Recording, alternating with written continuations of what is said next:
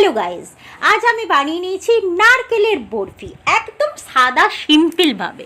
তো নমস্কার বন্ধুরা, আমি অনামিকা, আপনাদের চ্যানেল অনামিকা রান্নাঘরে সবাইকে স্বাগত। তো চলুন চটপট প্রথমেই আপনাদেরকে দেখাচ্ছি কড়াইতে একটুখানি আমি জল দিয়ে দিলাম, আর জলের ওপর দিয়ে দিয়েছি এখানে দুধের পরিমাণটা এখানে 2 কাপ বলতে পারেন, 2 থেকে 3 কাপ দুধের পরিমাণ। খুব ভালো করে এই দুধটা গরম করে নিয়েছি, মানে ফুটে উঠেছে দেখুন। তো খুব ভালো করে ফুটিয়ে নেওয়ার পর এখানে দিয়ে দিচ্ছি 1 কাপ পরিমাণ, এখানে দিয়ে দিচ্ছি চিনিটা ভালো করে গুললে এখানে দিয়ে দিচ্ছি একদম তাজা নারকেল কুড়ে নিয়েছি, কুড়ে কোনো কিছুই নয়, গরম দুধে চিনিটা যখন গুলে যাবে তখন দিয়ে দিতে হবে এই নারকেল কুড়োগুলো।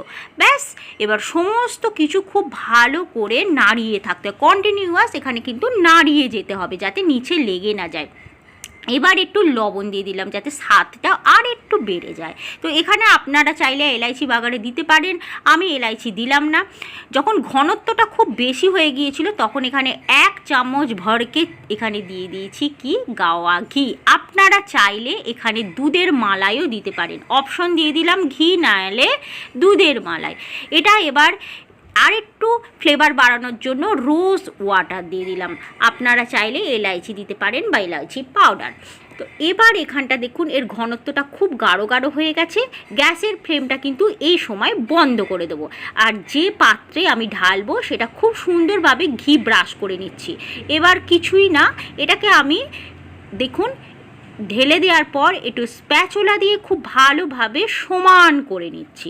এটা কিন্তু সমানটা করে নেওয়ার পর আপনাকে ঠান্ডা করতে দিতে হবে, ফ্রিজেও দিতে পারেন বা এমনি নর্মাল জায়গাতেও রেখে দিতে পারেন। আপনারা পেস্তা আপনাদের যে মনে হয় যেটা খুশি দিয়ে আপনারা সাজিয়ে দেবেন। সাজিয়ে দেওয়ার পর দেখুন এটা খুব সুন্দরভাবে ফ্রিজে রেখে তো দিয়েছিলাম, সেট হয়ে গেছে। দেখছেন কতটা সুন্দর সেট হয়েছে, আমি কাটছি আপনারা বুঝতেই পাচ্ছেন যে কত সুন্দর এটা সেট হয়ে গেছে। আমি এখানে চৌকো শেপে কিন্তু কেটে নিলাম, আপনারা চাইলে বরফির শেপে কাটতে পারেন। বাস তৈরি।